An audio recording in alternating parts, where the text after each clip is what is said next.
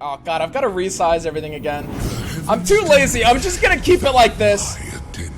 I'll just keep it like this. Your favorite star. I created it. New celestial keyword, yep. So, Aurelion Sol, let me go ahead and move my webcam a little bit. Guys, I was trolling you. It was an internet prank. What am I doing over here? Aurelion Sol, 10 mana, 10/10 dragon that is Fury and Spell Shield. And keep in mind, this Spell Shield is not for the round unless it says otherwise. The Spell Shield keyword does not say for the round, which means that this stays. When you play it, it invokes a Celestial card that costs 7 or more at round start, and it creates a random one in hand. So it's kind of like karma in that way. It's kind of like karma in that way, right? Where it's like it creates a random one in your hand every turn, and you can only play it on turn 10. Okay, so there's gonna be, this is a huge finisher, and I'll say right now, this immediately justifies several of the concepts in the game. Immediately. So I'm gonna go ahead and just like point out, like I would normally not go off on a tangent like this, but this is super important to point out. Some of the new cards that we've seen just suddenly actually make sense and could be run in decks. Like for example, let's go ahead and look very, very quickly at the Dragon Summoner, Herald of Dragons. This card that makes your dragon allies cost 1 less. That's a big deal, and you're going to be able to cheat this out very early. The Celestial 0 mana card is going to be able to cheat this out very early.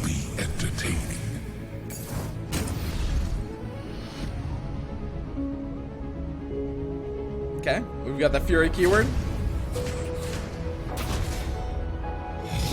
Pure Starfire.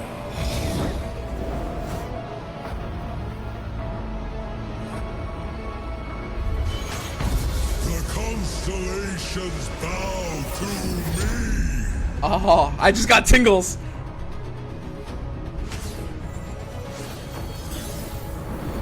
Holy shit, dude.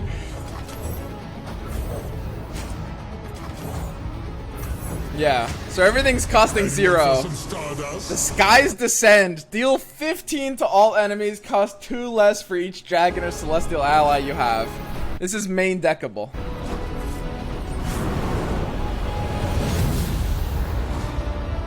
All planets break. See you next time, Runeterra. Damn, dude. Damn. That was okay. That was a sick trailer. Holy shit. That's very, very, very, very hype. Like they managed to they did it the right way this time. They dropped the most hype trailer at the very, very end. I'm just gonna watch this again. You ever get out of the theater and you just go back in and watch it again? I'm just gonna watch this again. I'm not even just. Your favorite star. I created it. This will be entertaining.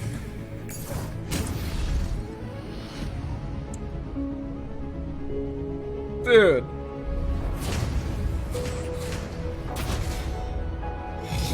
Pure Starfire.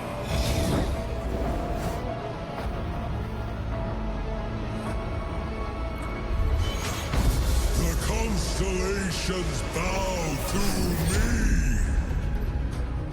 Dude, like, just like, I don't know, man, that fucking hit the spot, dude. Come on.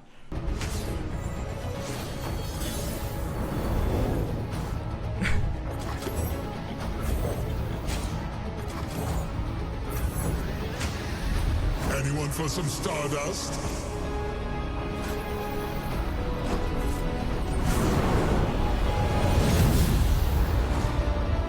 All planets break!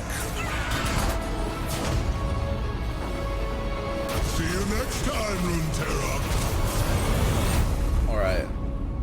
So this is basically, as we say, pure Timmy. Absolutely ridiculous. Ridiculous. Alright, let's actually go ahead and quickly evaluate just a couple of cards that we've seen here. We're gonna go ahead and check out like the full additional reveal and the full cards that we haven't seen yet in this reveal. Okay, so let me go ahead and fix this up and break it down. So these are the cards that we just got revealed.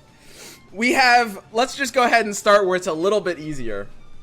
So the Sky's Descend is Aurelion Sol's spell as well. You can main deck it, and it is something that you can put as the spell. Reasonably speaking, if you have 4 dragons or celestials, it's going to cost, what, 7 mana? So that's the point where it becomes usable. And it's basically just like a full-on board sweep. Like, your opponent basically just loses their entire board unless they do something to stop it. Right? This is kind of a really, really big deal, actually. Like, this kind of design of card, the Sky's Descend, has a lot of things that make it seem like baity, right? Which is like, okay, it requires you to have a board and your opponent has reactivity. Here's the most important thing. The most important thing about this card, this is incredibly important. An incredibly important factor of evaluating this card is that it scales with cost reduction and not damage. This is insanely important. This card would be so bad if that was reversed. The reason why is because when this card is on the stack, your opponent doesn't really have an answer. Except for, of course, something like Deny, and maybe something like, you know, something like Bastion might do a little bit. For sure. And don't get me wrong, I'm not saying this card is necessarily easy to build up to, but when you compare this to something like Mind Meld, the sheer vulnerability of a lot of slow speed cards is that most things will be able to react to them in a significant way, right? That's like really, really important to understand. Like, when I use Mind Meld, if my opponent kills off a couple of my units, my value just gets like shit on, right? When I use like, even like Nautilus's Riptide, if my opponent like kills my Nautilus, then their unit stays on the board, right? When I use, like, most big slow speed spells are additionally vulnerable to the opponent just being able to reduce their value by interacting with your board. They cannot do that in this case, because the way this card scales with your board is up front. It is in the mana cost, which is already done. They cannot interact with that part of it, which is important, and which is the only thing that makes this card, like, competitively playable. Now, is this card nuts? I wouldn't say it's nuts. It's a card that is going to be having, like, a major impact, and it's not answerable by too many things, and you only need to have a few amount of, like, you only really need, like, 4 Celestials or Dragons. As a champ spell, you're gonna see this card, like, be a blowout. It's definitely at the point where I think it is main deckable. Obviously, it's slow and clunky and requires you to already have a board, so in that way it's a little win more. But it is actually, despite some of those red flags, this is actually a card that I can look at and I can consider as a competitive card. Don't get me wrong. People are gonna overrate this, people are gonna freak out about this, like they always will about this kind of thing.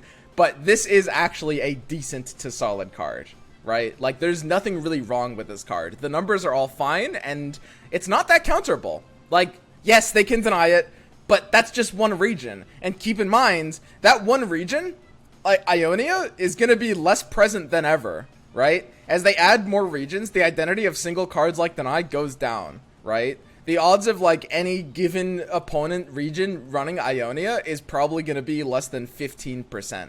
Right? Or, sorry, not any given region, any given deck opponent, right? So, Bastion and Barrier will do a bit. This card's good. Star Shaping. Invoke a Celestial card that costs 7 or more, then heal an ally or your Nexus 5. So, the 7 or more Celestial cards are some of the big ones. They're some of the nuts ones. This card costs 5 mana. Jesus. It has healing. So, you know, maybe one day it'll work with Soraka. It can heal your Nexus for 5, which is a big deal. I can't evaluate this card until I look at the bigger Celestial cards. I will say it does feel like this card is likely going to be way too slow, but it's, I mean, man, I can't say, like, it does have some real potential. All of these Celestial cards are really hard to evaluate because they're all so, like, all of the invokes are dependent on the Celestial cards for value, and all the Celestial cards are dependent on the invokes for value, and they're both dependent on, like, multiple axes of synergy. So, like, I don't like to do, like, cop-out answers like this, but this is hard to evaluate. It really is. Messenger's Sigil. Shuffle 5 the messengers into your deck. Wait, what the hell is the messenger? That's the dog, right? Yeah. That's gonna be the dog. The 2-mana 2/2 when I'm summoned, draw 1. Oh, you can see it here. The yeah, this one. The 2-mana 2/2 when I'm summoned, draw 1. So that's quite interesting. That's so cute that they just kind of added this into the game. That's so cute. So basically, it's a 1-mana burst that just like your deck suddenly has 5 2-mana 2/2 draw 1 dogs. That could be some kind of fatigue deck. Honestly, it could be. Like, this is a card that has potential. Typically, the idea of, like, a -1 is not a good thing. So, in card games, we have this, like, all-essential idea of, like, card advantage, which is, you know, I mean, it's kind of, like, the end-all of card games. And this -1s you, which means, like, it immediately takes 1 card out of your hand just for the opportunity to draw some better things later, right? Think about it like counterfeit copies, which is like, it's 1 mana, it costs a card in your hand just to maybe increase the draws later in the game. Now, this is, of course, better than counterfeit copies in general, because it's not reliant on other things, and the cards you're adding to your deck are cards that are normally too good to even main deck. You can't even put them in your deck, right? But unlike counterfeit copies, it doesn't really have that like super scalable potential. So I think that overall, it's not going to be a card that I would say has like a ton of competitive potential. Good Nightfall triggers. It could be good Nightfall triggers. I will say, I think this card is, I have to rate it a Heimerdinger. Because I don't think that this card, like, I can't rule this one out, but it does have some of the same problems that some, like, counterfeit copies has. Deep decks. It's really not bad per se or anything like that. Okay, so next we get to Inviolus Vox. I don't know what that means. I know Vox is voice. Inviolus is non-violent? A pacifist voice? Is that right? Or something like that? I am not 100% sure. Something like that. Okay, so when an ally with Fury kills an enemy for the first time each round, create a random dragon in hand. It can't be violated. Yeah, unviolatable voice. Like, a voice that's saying, stop, don't. Great. Thanks, dude. So this is a main deckable card. Keep in mind, it's really important when we're looking at these Celestials. These ones on the page now are not the Celestials themselves. We can't just put these in our deck. Okay, Inviolus Vox is 6 mana 5/6. It's an epic, and most epics in this game are probably going to be bad. This is a recurring joke in Runeterra. Fury, when an ally with Fury kills an enemy for the first time each round, create a random dragon in hand. Whoa. When an ally with Fury kills an enemy for the first time each round, create a random dragon in hand. That's actually really cool. This game is actually getting a lot more dragon synergy right off the bat than I thought. Man, Shyvana's gonna be kind of crazy, dude. Shyvana might be kind of crazy. Like, I didn't actually think we'd get more dragons before we saw Shyvana. That's gonna be like 2 months from now. But, damn, man, that's gonna make it even more crazy. So the question is, like, I mean, how reasonable is this card? Because the identity of, like, this sort of, like, dragon or celestial archetype is really, really, really slow. Really, really, really slow. Rule number 1. Here's completely rule number 1 in evaluating this archetype. Here it is. This archetype is really, really, really slow. To the point where it basically auto-wins if it survives late enough. You've got dragons, which are slow and scale into the late game. You've got celestials, where all of their power cards are A, either big, or A, draw you more cards. And celestials are attached to invokes, which are slow cards that draw you more cards, right? So basically, this is very similar to the idea of, like, deep as an archetype. So here's the big thing to understand. Like, the most powerful cards are going to be the ones that are early stabilizers or cheap. This archetype has so many big, scary, huge finisher kind of things to choose from that in reality, let's look at deep. The best deep card is probably like Jaw Hunters. Jaw Hunters is like the best deep card because it helps. I mean, it's a nuts card, but it helps you in the early game in an archetype where that's like all you need, right? And like, as tempting as it is to look at Terror of the Tides as better than Jaw Hunters, we have to look at this archetype in the same way. So these like big scary 8 mana cards, there's so many of them, we don't need that many. What we're looking for are like the cheap stabilizers, right? And these can be spells or units. So when we're looking at something like Inviolus Vox, like it's good, but this archetype is competing over so many big things. Like it's another slow thing that generates like draw value, which is I think often not going to be how this archetype wants to win games. So again, I mean, it's a real potential card because it's a dragon, and I think the dragon archetype is going to be big one day, but I'm not sure if this is going to be hitting decks like right off the bat. Then we've got the Infinite Mind Splitter. Play, pick 2 enemies, round start, stun them. So this is straight up Yone, except it sort of like tags them on the board, if that's right. So, wait, what? Okay, I see how it works. So this is a very unique sort of mechanic that I guess they're going to be adding slowly into the game, which is that this card will sort of have in its identity a marking. It will, when it comes onto the board, it will permanently mark or declare. You see a lot of this in like Magic or Yu-Gi-Oh! Cards that when you have them on the board, they are marked or they are declared. And then that card is just like, we just have to remember, or there will be some visual indication. So when this card comes onto the board, it marks 2 enemies, right? And every turn this card is on the board at the start of the round, it will stun those 2 enemies if they're still on the board. It doesn't get another chance to remark enemies, and if it leaves the board, those enemies are, for all intents and purposes, not marked anymore, right? So it kind of creates a bit of a link there that presumably there will be some kind of visual for. And yeah, this is quite interesting. So it's slow. It's like a Yone, but it doesn't really stop the attack on the turn, which is really, really awkward, right? And this is another example of like what I'm saying, right? Like this archetype is going to be so slow. So slow. So the identity of a card that is a per turn engine starting on turn 8, I really just don't see. Like, now what we do see, which is really, really interesting, is that the idea of Targon Yasuo is actually getting a hilarious amount of support.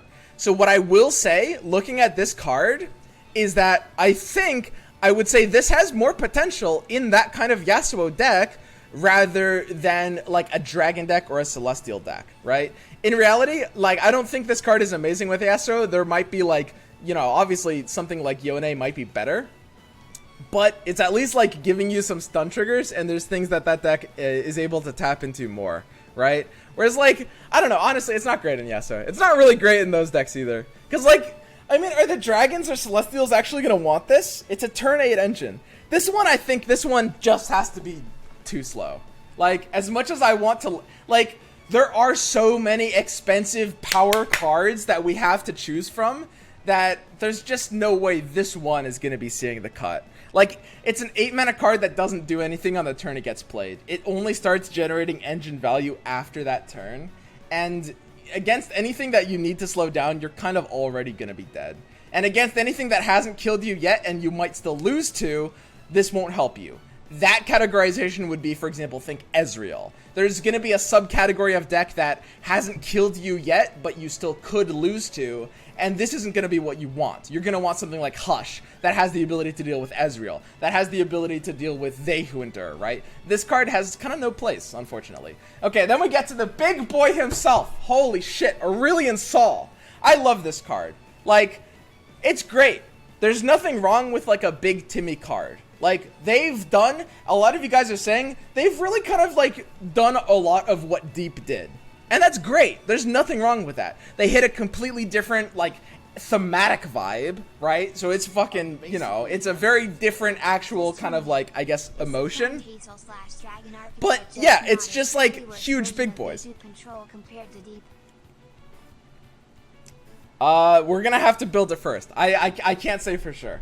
I can't say for sure. I do think that this archetype is not going to be bad per se. The most important thing to understand is that some of these cards are going to be bad. That is necessary. Like, unfortunately, there's too many expensive cards. Like, some of them, like the Infinite Mind Splitter, will kind of have to be bad and sort of baity. But that's fine.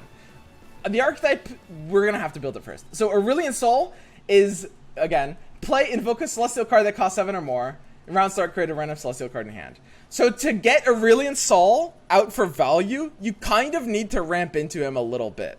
So how are we ramping in to Aurelion Sol? Okay, so let's think first about what's built into Targon, right? And this is what I was mentioning early on, which is this idea of some of the built-in ramp that we have access to, right? We've got Moonlight, right? You can see Moonlight here. Sometimes you'll be getting this off of your card.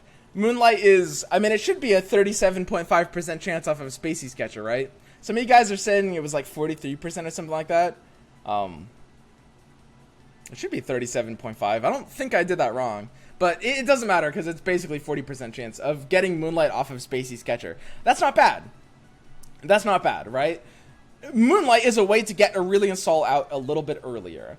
And this is the linchpin. This is going to be what makes Aurelion Sol potentially viable, right? Which is this idea of cheating him out in any way we can a little bit earlier, right? We need to, like, not necessarily full on ramp, but we need ways of getting him before turn 10. Because the identity of a turn 10 card, turn 10, the way, like, timing in the game tends to work in Runeterra, turn 10 cards are quite often going to be just like a little too clunky, right?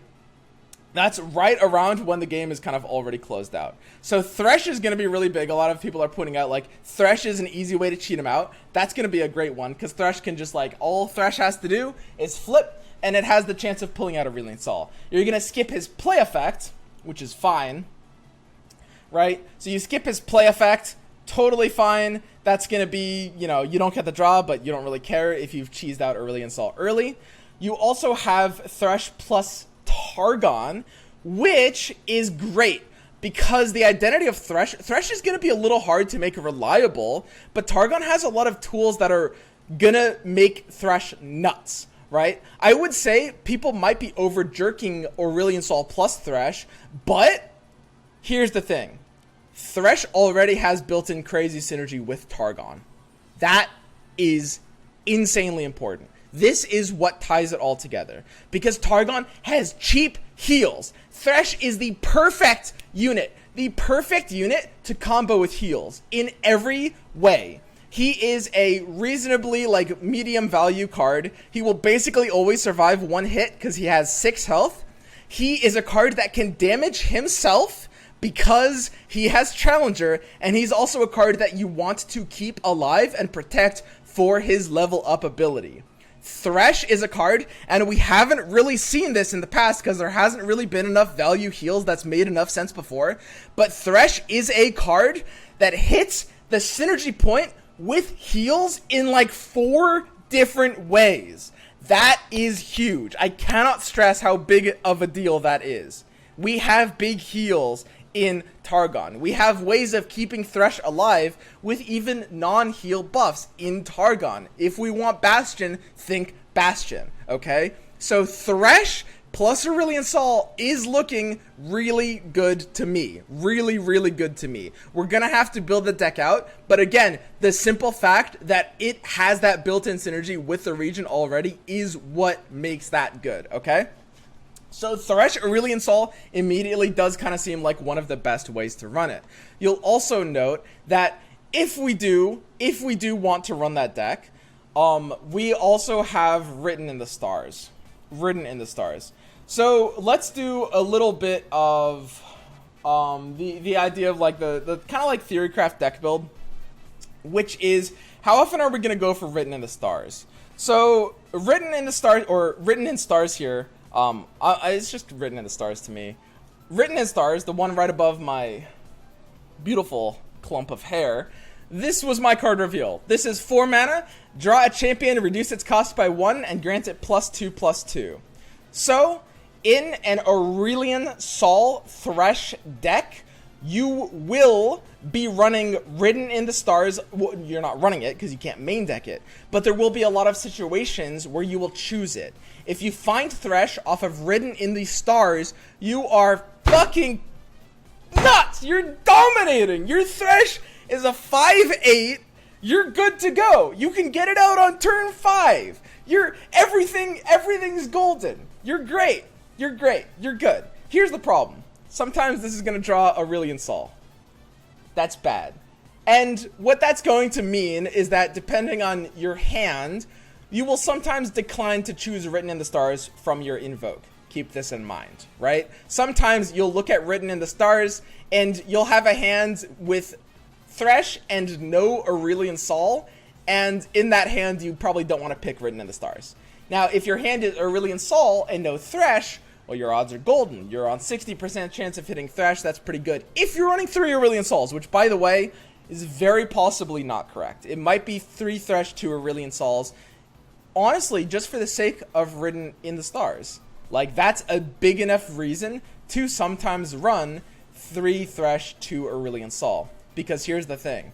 You're going to be playing your Aurelion off of your Thresh. So, what that means is that paradoxically, by running less than 3 Aurelion Sols, you're probably being able to get more of them. I'd love to run 1, but the problem is when you draw it, there's kind of no convenient way to shuffle it back into your deck unless there's some card I'm missing. There's no convenient way to shuffle it back into your deck that you're going to reasonably get. So you're probably going to have to run 2. We'll see. Anyway, this is kind of my initial impression. I went on a little bit long. Yo, don't forget us. Thanks, man. I appreciate it. Man, I'm basically 1/8 this was my initial impression for the Aurelion Sol reveal, these cards, and how this is going to fit decks. I think Aurelion Sol is perfectly competitive, and I think the Sky's Descent is perfectly competitive. Perfectly competitive. These cards look expensive and baity, and don't get me wrong, there are expensive baity cards, like the Infinite Mind Splitter, but these 2 cards, there's nothing non-competitive about them. Nothing non-competitive about them, which is great. That's good to see.